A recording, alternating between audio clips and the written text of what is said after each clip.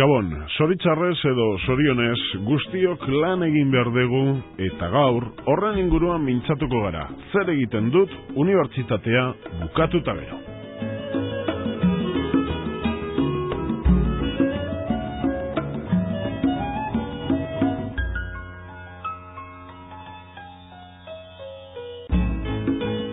Muy buenas noches. Inserción laboral universitaria. ¿Qué hago después de la uni? Es el tema que abordamos hoy en las tertulias de Eusko Ikaskuntza, Sociedad de Estudios Vascos, en Radio Vitoria.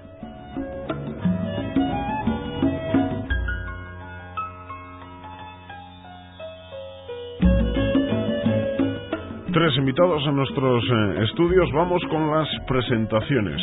Joan Sayés Alvira, vicerrector del campus de Álava de la Universidad del País Vasco. Joan, Gabón, muy buenas noches. Buenas noches. Seguimos con José Manuel Veloso. José Manuel es exalumno de Ingeniería de la Universidad del País Vasco. José Manuel, Gabón, muy buenas noches. Hola, buenas noches. Y terminamos con Javier Ramos. Terminamos con las presentaciones. Responsable del Observatorio de Mercado de Trabajo. Javier Ramos, Gabón, muy buenas noches. Gabón, Ismael. Bueno, una mesa hoy de tres patas. Joan, al salir de la universidad, ¿qué hago después de la uni? Nos preguntamos hoy por qué ha invitado Eusko Ikaskuntza, por una parte la universidad y por otra parte a Javier Ramos de Gailán. ¿Por qué esa unión alrededor de este tema hoy en Radio Vitoria? ¿Qué fusión tienen ambos organismos para hablar de inserción laboral tras la universidad? Son iniciativas que esencialmente nacen de ambos lados, ¿no? Desde el Departamento de Justicia, de Empleo y de Seguridad Social, y también desde la propia universidad, que son tendentes esencialmente a mejorar esa inserción laboral, ¿no? Sobre todo nos encontramos con situaciones en las cuales previamente en el pasado no teníamos un diagnóstico claro de cuál era la tasa de empleo, no teníamos tampoco, por tanto, idea de qué era lo que mejor qué tipo de acciones podían adecuarse para mejorar esas tasas de empleo, y desde luego gracias a distintos instrumentos, entre otros el más importante es el que nos pone a disposición la Sociedad de Gailán, que es un tipo de estudio de encuesta que se realiza a toda la promoción que sale de la UPV en un determinado año.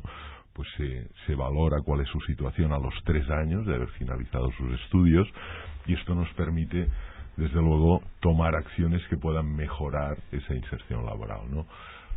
Unas de las más importantes, por ejemplo, todo lo que ha significado poner en marcha instrumentos en la propia UPV de realización de prácticas en empresa, ¿no?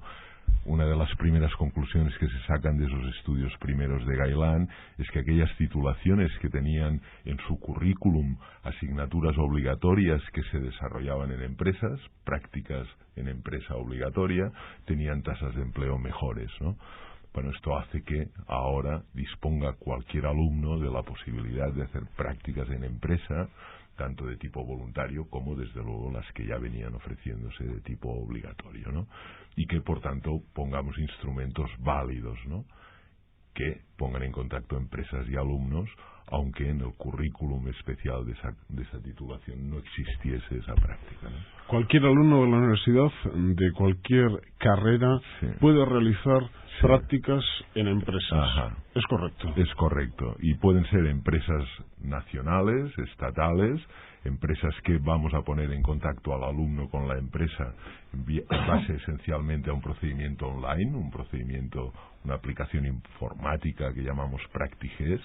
Quizás existe poca difusión de la existencia de este elemento y habrá que potenciarlo, pero también empresas que están en el extranjero, prácticas en empresa en países europeos, y para ello existen además dotaciones especiales, programas de becas, como las denominadas becas Faro, que van a tener un componente de ayuda para que ese alumno pueda estar en Francia o pueda estar en Inglaterra, ¿no? Javier, el desconocimiento por parte de la ciudadanía es grande respecto a ciertos organismos, quizás no tan cercanos al día a día del ciudadano. ¿Qué es EGAILAN? EGAILAN es una sociedad pública, adscrita al Gobierno vasco y en concreto al Departamento de Justicia, Empleo y Seguridad Social. En el capítulo de empleo dentro del departamento, ¿no? Sí, supongo que es por dar salida operativa a aspectos o programas pues que son más difíciles de gestionar desde la administración tradicional, desde el propio departamento, y quizás por especialización, por recursos propios destinados a este tipo de operaciones, pues se pensó en EGAILAN para resolver estos ámbitos. Especialmente nosotros como observatorio estamos especializados en gestionar información del mercado de trabajo y, como os comentaba al principio, pues conocer lo que llega, los flujos de entrada al mercado de trabajo es crítico, es prioritario para el departamento y evidentemente para la universidad también. Pero ¿cuál es el principal objetivo, dejando quizás al margen el tema que tenemos hoy sobre la mesa, el porqué de la existencia de EGAILAN? Bueno, quizás tengamos que ampliar el círculo para poder explicarlo. EGAILAN, como te decía, una sociedad pública que tiene más de un área. Nosotros, en concreto, Observatorio, somos una de ellas y conviven con el área del servicio de colocación, hasta hace unas breves fechas conocido como Langai, y hoy ya inmerso en lo que va a ser la reforma del Servicio Público de Empleo, Lanbide. Además, existe un área de evaluación y calidad que intenta pues valorar la situación en términos de calidad de los programas de empleo. Entonces, una sociedad que tiene más de un área. Quizás la más conocida es la del servicio de colocación y en estos momentos y por relaciones concretas también la del observatorio. Eres responsable de dicho observatorio del mercado de trabajo. Ya nos has marcado unas pequeñas pautas sobre cuál es vuestro trabajo, pero ¿qué relación tiene el observatorio con la universidad y con la salida de titulados de la universidad? Pues quizás sea un encuentro buscado por las partes. Decirte que en estos momentos el sistema educativo está entrando en una fase de auténtica competencia. Demografía, cada vez tenemos menos gente y por lo tanto pues menos volumen de matrículas. El sistema educativo en estos momentos no se limita a la oferta de la universidad, está también la formación profesional, digamos como ámbitos de acceso al mercado de trabajo más evidentes, y dentro de cada uno de estos pues hay una enorme oferta de formación profesional. Estamos hablando pues del orden de 156 centros en Euskadi, y en el mundo universitario pues seguramente que los invitados conocen mucho mejor, pero estamos hablando de la universidad pública por dimensión, estamos hablando de Deusto, de Mondragón, de la UNED, etcétera. En estos momentos, con esa competencia, cómo contribuir a acercar a la posible matrícula al alumno a la universidad es completar tu oferta, no solo desde lo educativo, buenos planes docentes, sino de servicios como el que estabais comentando, y que pueden fortalecer el que alguien pues considera atractivo una universidad. Sistemas de apoyo al empleo, información al empleo, prácticas en empresas, es completar ese escenario de oferta educativa. José Manuel Veloso, decíamos, exalumno de Ingeniería de la Universidad del País Vasco. ¿Aquí en Vitoria, José Manuel? Sí, aquí en Vitoria. ¿Y terminaste hace cuánto tiempo? Hace ya casi 2 años. En septiembre hace 2 años. ¿Y después, una vez licenciado? Bueno, pues la verdad, en lo que a mí compete, pues salió todo muy bien, porque una vez terminado, terminé en junio, me fui a Irlanda a aprender inglés, y según volví, pues gracias a la bolsa de trabajo, empecé unas prácticas en una empresa, que es en la que estoy ahora, y a partir de esas prácticas, pues me incorporé a esa empresa y estoy actualmente pues trabajando allí. ¿Quién te facilitó esa bolsa de trabajo? ¿Es una bolsa de trabajo de la universidad? Sí, la bolsa de trabajo, una vez que terminas, pues hay un departamento que se ocupan de la bolsa de trabajo, y vas allí, presentas una especie como de currículum en el que tienes un poco los cursos, tu nivel de inglés, lo que has cursado, un poco todo, y a partir de ahí eso de alguna manera se archiva y luego te llaman pues por si alguien está interesado, alguna empresa, en contratarte, por lo menos al principio en prácticas. Ya no sigues de prácticas. Bueno, hay que decir que en principio en ingeniería son 2 años obligatorios de prácticas, solo una vez en la vida, gracias a Dios. Entonces me queda poco, espero que me quede poco y bueno, hay buenas perspectivas, o sea que espero que pase a la plantilla ya de legal. Igual eres, como a veces ocurría antaño, primera empresa que conoces y en la que te quedaste para toda la vida, ¿o no está dentro de tus...? Pues no lo sé, de momento estoy a gusto, me dio una oportunidad importante, la verdad es que he crecido allí bastante, ahora ocupo un puesto que, bueno, tiene responsabilidad y bueno, estoy contento, de momento veremos, no hay que nunca cerrar ninguna puerta, hay que abrir todas las que se puedan, pero en principio estoy a gusto allí. ¿Y por qué? ¿Por qué invitado hoy en esta mesa? ¿Qué relación tienes con el trabajo realizado por Gailán? Desde luego tienes relación con la universidad, como licenciado, es alumno de Ingeniería de la Universidad del País Vasco, pero seguro que alguno de tus marcos de trabajo tiene relación con el tema. Sí, bueno, en principio, mientras yo cursaba mi segunda formación universitaria, que fue Ingeniería en Negociación Industrial, pues salió una plaza en la universidad y bueno, pues me apunté y tuve la suerte de estar durante 2 años trabajando y ofreciéndome mi docencia, y clase a la gente, ¿no? Entonces, a partir de, bueno, pues de alguna forma conoces a gente dentro del departamento que, bueno, pues me dijeron, porque sabían de mi situación, de dar una serie de charlas en unos cursos de inserción laboral que se dan ahora, ahora en 1 hora lo daremos. Y entonces, pues yo creo que a partir de ahí ha sido cuando han dicho, oye, mira, pues ya que tú vas a dar un poco el curso, luego pues vas un poco a hacer esta entrevista que te va a ir bien. Pero en esas charlas de inserción laboral, ¿a quién se imparte dicha charla? ¿Qué contenido suele tener?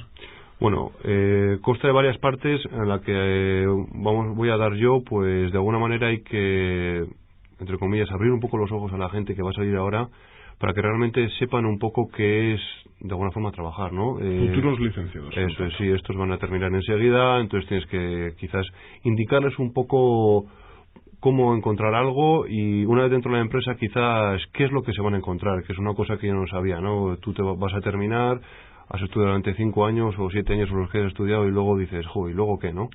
Y luego allí cuando esté en la empresa, ¿cómo hago las cosas? Si las hago bien, las hago mal, ¿no? Pues quizás enfocar un poco por ahí y darle 4 pinceladas que a mí un buen profesor que tuve en la universidad me dio, y ahora que estoy trabajando hay muchas veces que me acuerdo de él que te dicen cosas que dices, y esto no lo entiendo, pero luego estás dentro de la empresa y sí que lo entiendes. A la universidad, Joan, y vamos entrando totalmente en harina, se le ha colocado el San Benito de fábrica de parados. Totalmente en desacuerdo. Sí, totalmente en desacuerdo, ¿no? En cualquier caso, desde luego no estamos quietos, ¿no? De cara a que esto no sea así, ¿no? Cuando hablaba él de los cursos que ahora ya le toca impartir, bueno, esto está extendido en todos los campus, ¿no? Cada campus lo organiza de una manera, pero hay una programación, desde luego, cada curso académico en cada uno de los centros, de cursos esencialmente para mostrar los perfiles profesionales desde los colegios oficiales de titulados o digamos profesionales hasta profesores que muestran cómo elaborar un currículum, ¿no? Esta formación desde luego es orientada a los alumnos de los últimos años, ¿no? El tema que antes te comentaba, ¿no? De prácticas en empresa, no solo las que son obligadas, sino las que son voluntarias, ¿no? Poner a disposición un sistema como es PractiGES, donde el alumno pueda colocar sus datos, su currículum, y cualquier empresa interesada coloque también los perfiles que él necesita, pone en marcha mecanismos rápidos de conocimiento, e incluso a la empresa le pone o le facilita personas en contacto sin necesidad de realizar mucha selección de personal, porque esa selección la va a realizar mediante ese periodo de prácticas del alumno. Va a saber si le conviene o no cuando finalice las prácticas, ¿no? Bueno, todo ello, tasas elevadas de empleo en estos momentos. Dame datos. Datos en general, la tasa es elevada prácticamente para todas las titulaciones. Siempre los datos en general son mejores para titulaciones tecnológicas, para titulaciones de tipo científico, que las humanidades. Estamos alrededor de un valor medio del 80%, según datos de Gailán, personas que a los 3 años de haber finalizado su titulación están trabajando. alrededor de un 80. Siempre el número es también un poco inferior en el caso de las mujeres. En el caso de los hombres alrededor de 80, en el caso de las mujeres alrededor del 70%. Es decir, que ahí también se magnifican las diferencias por sexo, ¿no?, de nuestra sociedad. Y por otro lado, estos datos que pueden ser incluso pues muy buenos, también hay que relativizarlos. Una cosa es que esté ocupado, que esté trabajando, y otra cosa que el empleo sea un empleo que llaman ellos esencialmente encajado. Es decir, estás trabajando para aquello en lo que te preparaste. Bueno, los datos son relativamente inferiores. Si hablamos de tasa de empleo, hablamos del 80%. Si hablamos de empleo encajado, hablamos de un 10% menos, ¿no? Va cayendo. No es lo mismo encontrar trabajo que encontrar trabajo para lo cual te preparaste, ¿no? Y solo hay un 10% de encajado. De diferencia. Yo creo que sí, como media global. Quizás encajado le pueden llamar a repartir pizzas. Encajado significa que el trabajo que estás realizando es un trabajo adecuado para lo cual te preparaste. Correcto. Esto quiere decir que, por ejemplo, un alumno de nutrición, un titulado de nutrición, no está trabajando en una empresa dedicada a nutrición y dietética y está trabajando de camarero. La tasa de ocupación reflejaría que está trabajando, sin embargo la tasa de empleo encajado sería menor. Este alumno no contaría. ¿Qué datos nos puedes aportar desde el observatorio, Javier? Bueno, antes de contestarte, Ismael, suscribir algo de lo que ha dicho Joan. Creo que es injusto socialmente considerar que la universidad es una fábrica de parados. Somos todos responsables de lo que nos pasa. La sociedad es una muestra más de cómo distribuimos nuestros recursos, ¿no? Hombre, quizás hubo un momento en el que aparecimos todos los de la generación del jamón york y sobrábamos en todos los sitios. Sobramos en su día para empezar la educación general básica y para encontrar incluso centro, sobramos para entrar a la universidad, sobrábamos gente para buscar trabajo, todavía llegan las consecuencias de la vivienda y ahora pues las poblaciones empiezan a verse. En cuanto a datos demográficos, se nota ya que entramos en los jóvenes de la década de los 80, nacidos en los 80. Yo, por continuar con lo que comentaba Joan, en estos momentos quizás la responsabilidad de si tenemos parados o no parados en el mundo universitario o formación profesional haya que buscarlo en nuestra estructura económica como país. ¿Qué volumen de empresas y de generación de empleo tenemos? Y ahí es donde, Ismael, pues empiezan a darse respuestas a los temas demográficos. En estos momentos, por circunscribir nuestra posición igual en Europa, somos competitivos en industria y, por lo tanto, en línea de lo que comentaba Joan, hay más ocupación en carreras tecnológicas, en carreras experimentales. No somos punteros y todo lo contrario, estamos en las regiones quizás en tecnología más desarrollada, en sector servicios o en patentes, y eso hace que pues otras carreras más enfocadas hacia los servicios tengan menores niveles de ocupación. Por ejemplo, pues claramente las ingenierías tienen bastantes menos problemas que todas las carreras que puedan estar dentro del campo conocimiento económico-jurídicos o humanidades. Y por concretar los datos que decía Joan, yo creo que hay que ser todavía más optimista. En estos momentos, nivel de actividad es gente que se mueve, es decir, que no se queda haciendo otra serie de actividades no activas, por valga la redundancia, en la universidad es del 96%.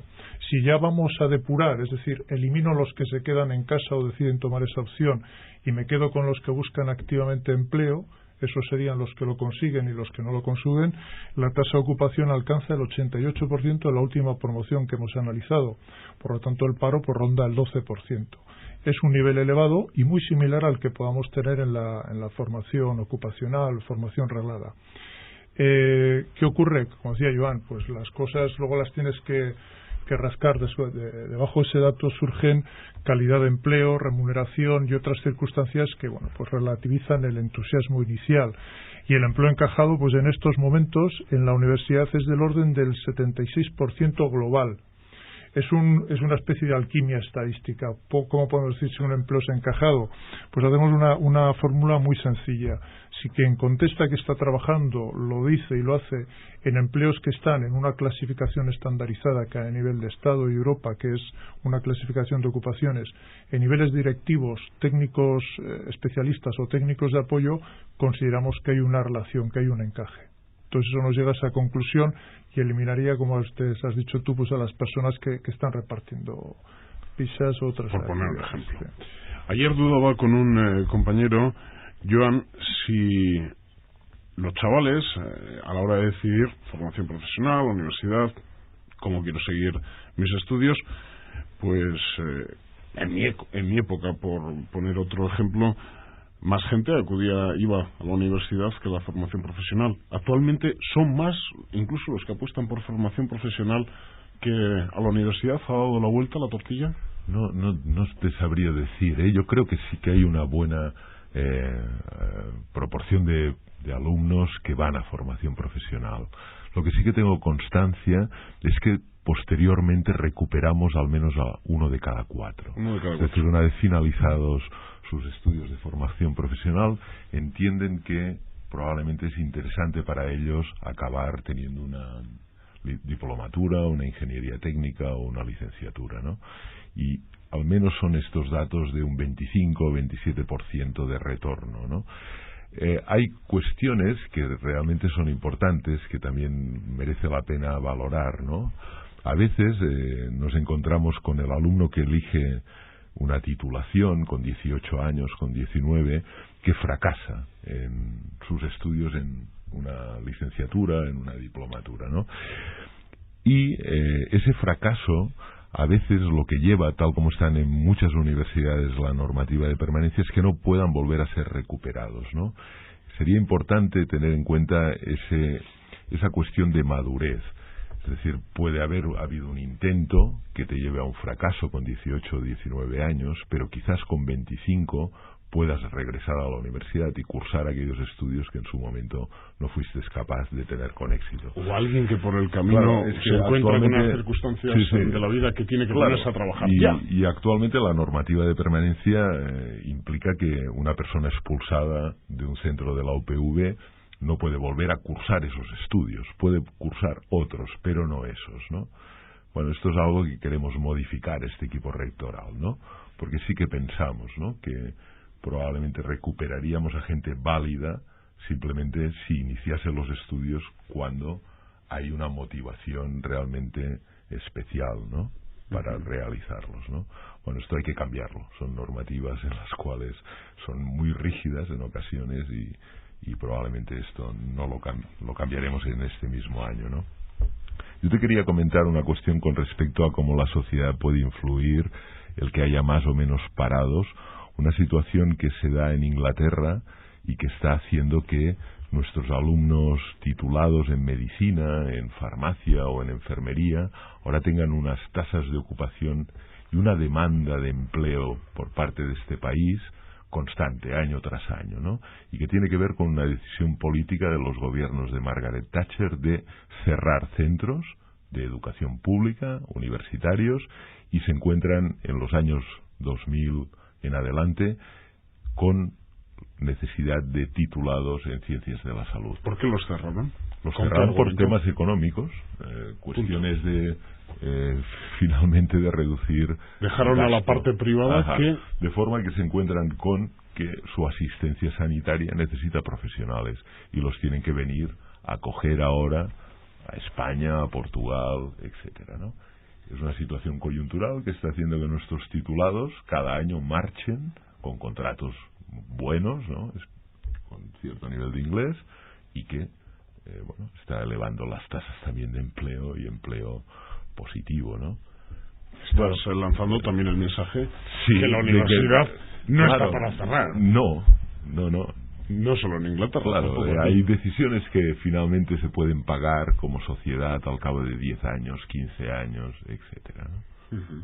Respecto a la decisión también de formación profesional, universidad, hubo un tiempo que quizás se empujaba en exceso a las personas a la universidad.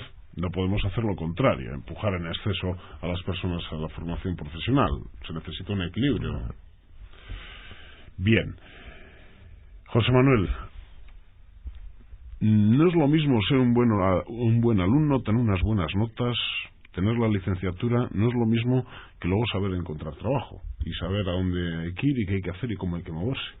¿Tú lo notas eso en las charlas? Sí, aparte de gente que conoces, ¿no?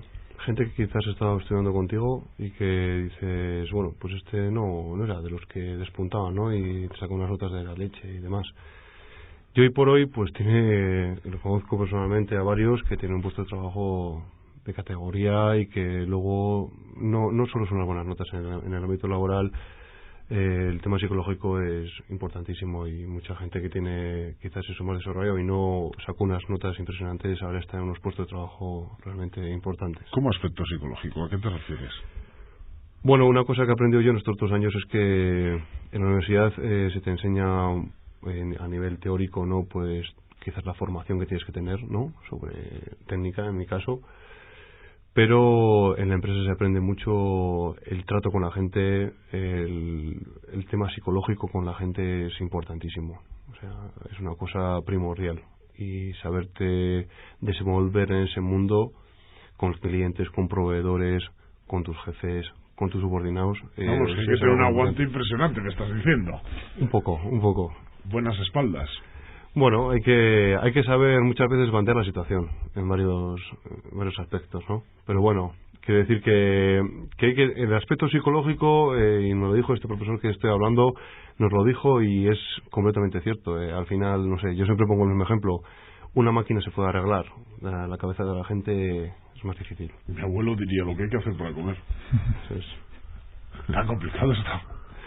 Bueno, no sé, hay que ir aprendiendo. Yo estoy aprendiendo poco a poco y, bueno, el día a día la verdad es que muchas veces es duro. También quizás en mi puesto es a nivel de producción, que quizás es bastante asfixiante, ¿no? Es un puesto quizás un poco que el día a día te come. No sé si es por la carrera que estudié o por la profesión que tengo, pero la siguiente reflexión que te hago, muchos sueños se quedan por el camino. Por ejemplo, en periodismo, entiendo que hay mucha gente que sale de la universidad pensando que van a ser Iñaki Gabilondo. Iñaki Gabilondo hay uno. ¿Esto se puede trasladar a otras profesiones y otras carreras? Hombre, yo entiendo que sí. La verdad es que yo personalmente, en mi caso, no me ha pasado porque lo que estoy haciendo me gusta, ¿no? Y de alguna manera estoy en la franja de encajados, ¿no? Pero yo conozco mucha gente que está haciendo cosas que no es lo que están estudiando. No sé, ingenieros técnicos que están quizás en una máquina con temas de control numérico que ellos no han estudiado para eso, han estudiado para algo más, ¿no? Pero muchas veces la situación es esa y la suerte en la vida también influye. Pero imagino que luego poco a poco la gente, si sigue respondiendo en el trabajo y no sé, formándose quizás de otra manera, la suerte igual le sonríe y puede alcanzar quizás lo que esperaba. Te hablo del ámbito técnico, quizás también es más difícil, pero en otras carreras sí que es verdad que estudias una carrera y luego al final estás haciendo totalmente, nada que ver, ¿no? Me llama la atención, Javier, cuando se han apuntado algunas encuestas sobre cómo encuentra trabajo la gente. No te puedo decir ni quién realizó el estudio, quién realiza esos estudios, ni en qué porcentajes. Pero se me quedó un dato grabado, no respecto al porcentaje, sino a la importancia que tenía aquel porcentaje a la hora de contestar al encuestador ¿cómo has encontrado trabajo? Por relaciones sociales. ¿Qué importancia tenía ese porcentaje? Por relaciones sociales, no por enviar el currículum a no sé qué empresa que no pedía nada, no por los periódicos, por relaciones sociales. Bueno, luego miro alguna nota para poder precisarte el porcentaje. No lo tengo en la cabeza. Es mayoritario. Y yo creo que quizás esta cuestión hasta hace no mucho tiempo se podía asociar al enchufe o otras cuestiones. Yo creo que hay que cultivar mucho el trato de tu entorno social, familiar, porque quizás son tus principales valedores, ¿no? Tú tienes una capacidad de relación, un tiempo de relación y de búsqueda de trabajo, pero si en ti confían, y es evidente que en más confía son tu gente próxima, tus familiares y tus amigos, ellos pueden ser tus valedores en un momento determinado. Entonces, las relaciones sociales y ese contexto de cultivarlas, cuidarlas y ponerte en ese escaparate es fundamental.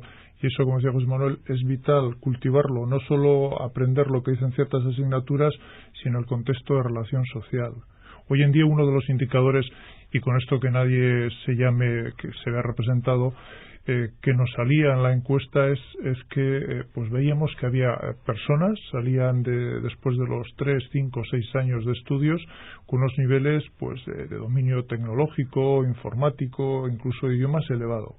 Pero había un déficit importante, es inmadurez personal. Es decir, encontramos que había personas que iban al trabajo y chocaban con una verdadera pared, les costaba relacionarse, incluso esos primeros pasos resultaban tremendamente violentos, ¿no? Entonces, volviendo a tu pregunta, es muy importante cultivar las relaciones sociales y personales como escaparate o como pasarela al mundo del trabajo. Nos puede gustar más o menos, pero es la opinión de profesionales de este campo, de la búsqueda de trabajo y de cómo está el mercado laboral.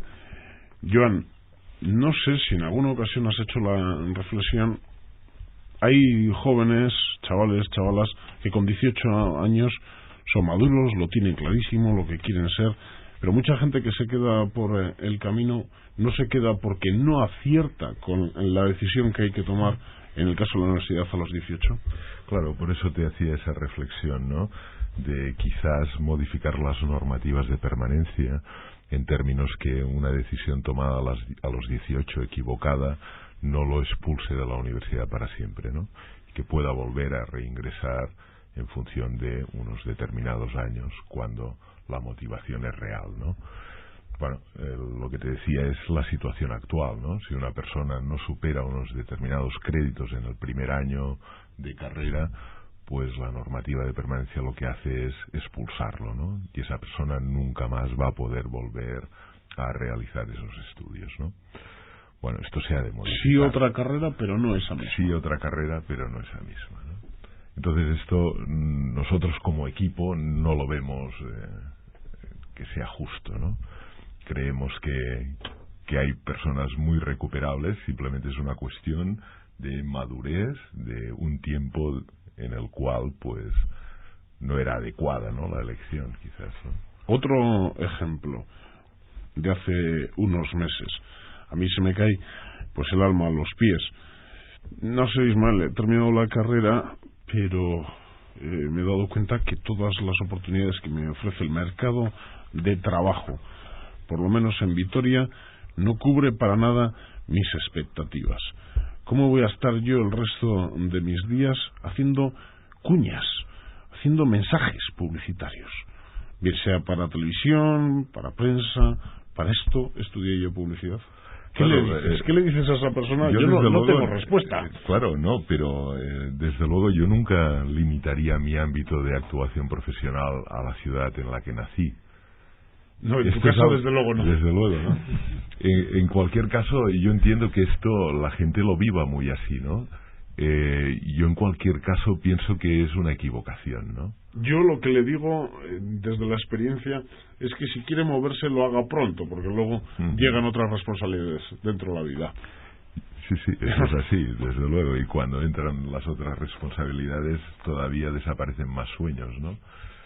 Por tanto, mientras uno es joven, ir a buscar tú el trabajo a otros lados tiene que ser algo visto como oportunidad, no como digamos un déficit de tu propia sociedad, ¿no? Que desde luego existe, ¿no? Pero yo no debería pensar que es malo, ¿no?, per se moverse, cambiar de país, cambiar de ciudad, ¿no? ¿Se mueve la gente, Javier?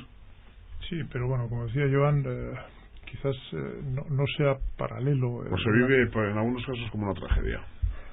Ahí casi nos meteríamos en casos uno a uno particulares. Yo te diría que lo mismo que somos aquí en Euskadi, un país con unas ganas de diferenciarnos por metro cuadrado que no encontraríamos en ninguna otra parte del mundo, también tenemos unas raíces muy profundas, y a veces el movimiento laboral es uno de los más escasos que tenemos, pues a nivel del entorno del Estado, de Europa. Atravesar un valle en Guipúzcoa es algo traumático para mucha gente de Guipúzcoa. Entonces, o te ofrecen trabajo en una zona muy concreta o no lo aceptas.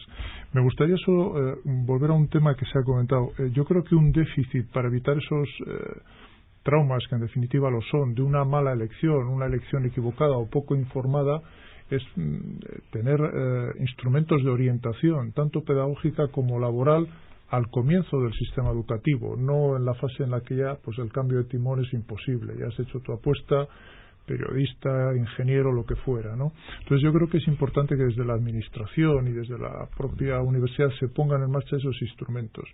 Y creo que ahora, en estos momentos, socialmente, empezamos a encontrar dos situaciones de madurez. Existe madurez social, somos, creo que, consumidores críticos, somos capaces de hacer buen uso de una información si ésta nos la ponen en nuestras manos, y hay una cierta madurez también digital, es decir, de formatos para acceder a la información. Entonces, si somos capaces de dar respuesta a estas y otras muchas fuentes informativas que en manos de gente crítica que sabe utilizarla le pueda ayudar a tomar una decisión que junto con lo vocacional le ayude a decir, oye, pues mira, me he equivocado poco, pues ahí tendremos probablemente una solución a muchas crisis personales después de una elección equivocada. En esta sociedad no sobra nadie, Joan, pero para que me entiendas, por lo menos antaño, hace un tiempo, había demasiados abogados y faltaban ciertas especialidades de ingeniería. ¿Esto todavía sucede? ¿Hay carreras masificadas dentro de las diferentes universidades? Desde luego la universidad pública, como funciona, es esencialmente regulando el número de alumnos que pueden acceder de aquellas en las que quizás hay más demanda, ¿no? En este tipo de casos, pues quizás nosotros estamos ofertando para determinadas carreras, como te digo, para los cuales hay números clausus, lo que hay limitación de plazas, pues quizás un 30 o un 40% de la demanda de alumnado, ¿no? También quizás habría que mirar la demanda laboral. Yo creo que no debería ser una correlación tan estricta, ¿no? No coartar la libertad. No, en ningún caso, ¿no? No. Y en este apartado, ¿qué licenciaturas pueden estar más masificadas en la actualidad? Masificadas yo te diría que ninguna, en cierta manera, porque hay distintas, es decir, se lleva ya muchos años regulando la entrada, poniendo limitación de plazas, de forma que, como te digo, como se pueden dar situaciones de que puedan entrar el 30% de los que querrían o demandarían entrar. También, desde luego, hemos tenido una caída demográfica impresionante. Nosotros hace 10 años teníamos 60.000 alumnos en la UPV, ahora estamos con alrededor de 48.000. Quiero decirte que en cualquier caso es muy relativo, ¿no?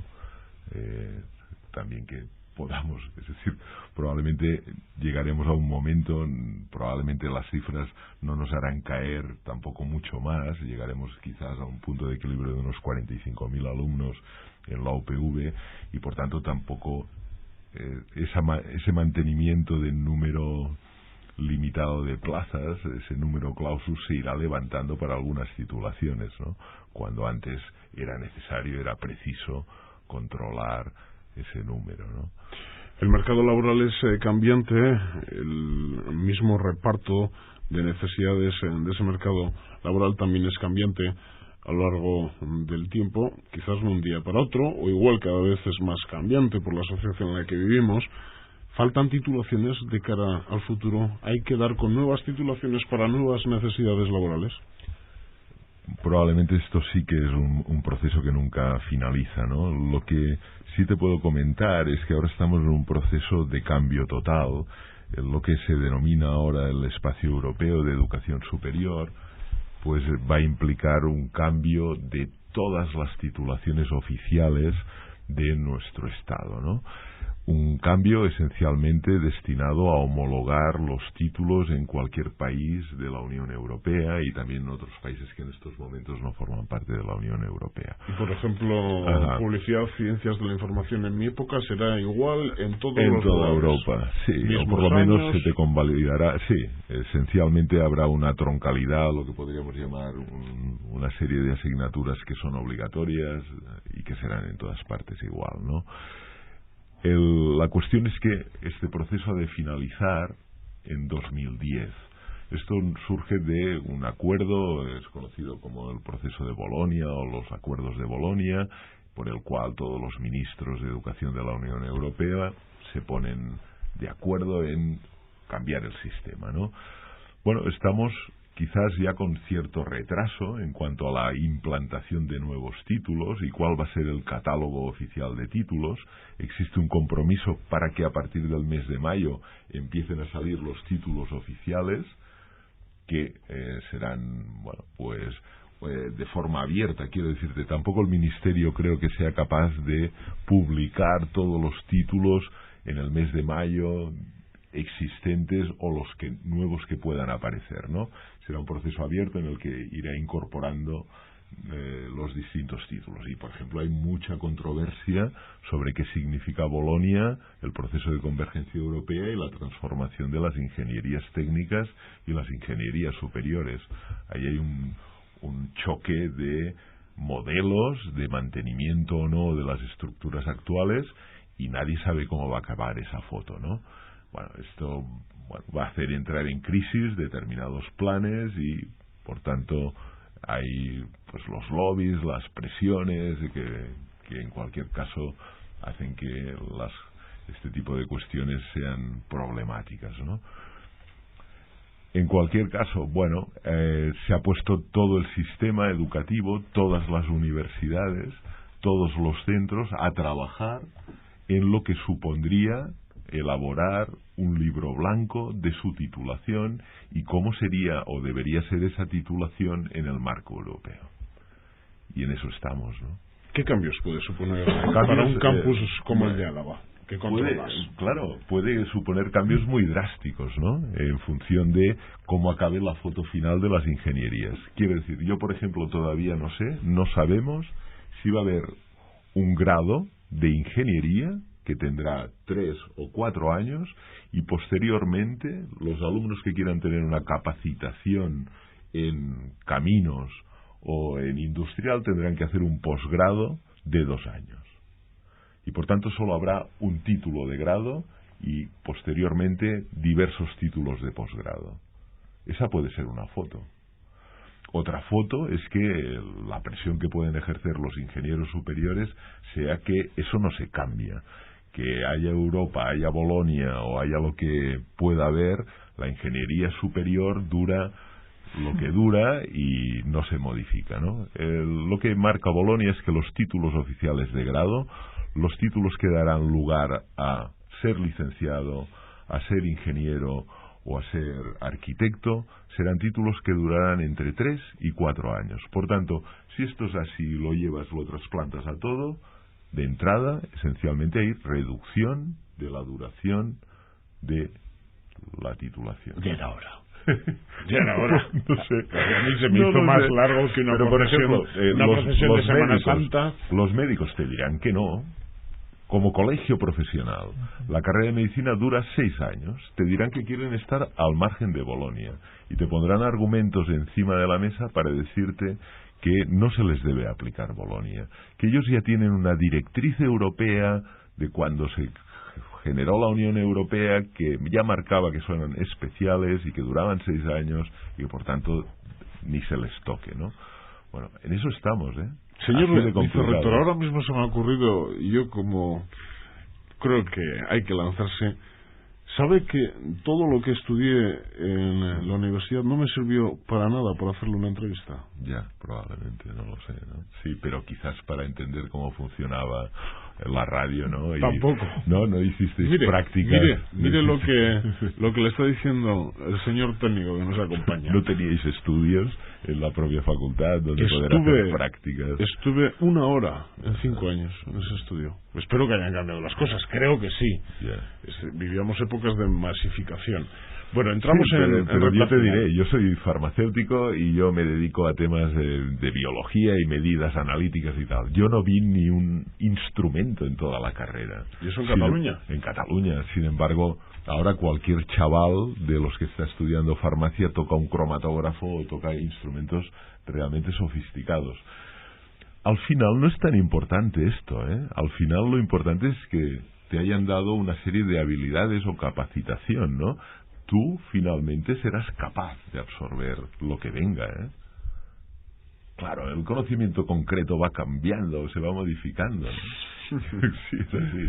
En recta final, José Manuel, empiezas en breve uno de esos cursillos de inserción laboral.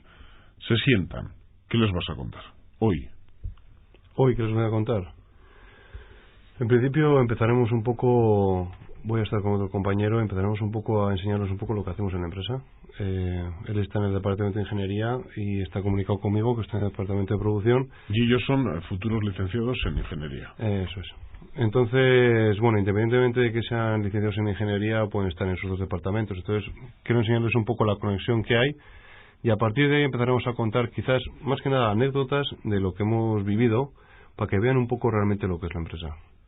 Para ver un poco que, pues hasta dónde tienen que llegar, qué es lo que hacen. Hay veces que la gente dice, estoy estudiando ingeniería, ¿y qué hace un ingeniero, no? ¿Qué hace un ingeniero en la empresa? Por ejemplo, ¿no? Pues explícanos un poco qué labor estamos desempeñando en 2 departamentos tan distintos como puede ser ingeniería, temas de diseño y demás, como producción, que es donde estoy yo, que es tema de gestión de la producción, dirección de la producción, del día a día de una producción en serie. Te preguntarán también cuánto se gana. Sí, pues le diré que en los 2 primeros años se vayan preparando para cobrar poco y trabajar mucho, que es lo que hay que hacer, para luego quizás en un futuro ganar acorde. Pero bueno, de alguna manera, por lo menos en mi titulación, es no sé, estás buscando problemas de alguna manera, o sea, son responsabilidades, tienes responsabilidades y esos son temas de vivir mal día a día, pero es así. No, estas cuentas, Javier... Tú mismo. Nos pasa ahora, Javier Ramos, algún tipo de estudio realizado por el observatorio o datos recogidos por ellos respecto a sueldos. Bueno, normalmente las medias suelen esconder grandes cosas, desde los extremos hasta, bueno, pues las medias, como el nombre indica. Hemos conocido recientemente, por ejemplo, que en renta familiar Álava es el territorio vasco que mayor renta familiar tiene, más o menos, para que me entiendan, con 30.000 euros por familia al año, 5 millones de pesetas, pero el 60% de la población alavesa no llega a esos 5 millones 30.000 euros al año. Por lo tanto, pues bueno, los que están arriba ganan mucho y por lo tanto sale esa media, aunque muchos no lleguen a esa media. En el caso que nos va a apuntar de salarios, ¿son para recién licenciados? ¿Son para qué personas? Sí, básicamente estamos hablando de personas que fueron encuestadas en el año 2003 y que pudieron terminar sus estudios a finales del 2000. Entonces, bueno, pues cuando hablamos con ellos, su último trabajo, el que fuera en aquel momento, nos da de media aproximadamente 1.100 euros netos mes. Y esto, pues como aquí el reparto, cuánto te comes tú, cuánto me como yo, desgraciadamente tenemos que decir que a nivel de hombres, esta es la parte positiva, 1.200, 1.230 aproximadamente, y en el caso de las mujeres, pues del orden de 200 euros menos, 1.000 euros. Ahí hay una enorme diferencia que no tiene justificación. Y luego ya, pues la media explica situaciones más bollantes, más positivas, probablemente en las carreras técnicas. José Manuel probablemente sea más consciente de esa realidad. Se gana más en las carreras técnicas, más en las de salud y experimentales, y cierra el pelotón, no sé si es buena noticia, Ismael, pues las humanidades, las sociales. No me extraña, por lo menos con el caso de periodismo Solo falta darse una vuelta a preguntar a periodistas de las empresas privadas las condiciones de trabajo de esos licenciados. No sé si habrá licenciados peor pagados que los periodistas en las empresas privadas, en la mayoría de ellas. No lo sé si habrá, Joan. No lo sé. No sé cómo están profesores, cómo están, pero el tema de los periodistas es algo increíble, que las personas que trasladan a la población las noticias y las cuestiones del día a día, las preocupaciones de la sociedad, las condiciones de trabajo que tienen algunos compañeros. En recta final, como decíamos, Joan, decía en este caso José Manuel que él explica que tienen que aguantar 2 años trabajando, aprendiendo y ganando poco, y que esto tiene que ser así. ¿Tiene que ser así o es el sistema que hemos montado? Bueno, hombre, antes, por ejemplo, antes tradicionalmente, ¿no?, cuando alguien iba a aprender un oficio pagaba incluso, ¿no?, para que le enseñasen. No deben ser así, ¿no? Una persona debe ganar un sueldo digno. Sí que es lógico que si de alguna manera tú estás obteniendo una formación, ¿no?, que finalmente te va a catapultar, pues probablemente los sueldos no sean excesivamente elevados, ¿no? Pero no deberían mantenerse, ¿no?, situaciones o que al menos la percepción es que todo el mundo debe dejarse explotar porque es lo que debe ser, ¿no? No debería ser así. ¿Y un licenciado tiene que ganar más que una persona en una cadena? No, yo creo que al final también dependerá de la importancia, ¿no? De la importancia que tiene su trabajo en relación a los que tiene por encima y a los que tiene por debajo, ¿no? Creo yo, tampoco soy un especialista en cómo se valoran los puestos de trabajo. Creo, ¿no?, que José Manuel sabe por dónde voy. Pero la responsabilidad que debes tener que asumir. Hombre, en principio está claro que una persona que tiene una responsabilidad sobre otras quizás tenga que cobrar más, pero igual por la responsabilidad, ¿no? Yo te puedo decir que hay gente con responsabilidad que cobra menos que una de cadena. Te lo puedo decir.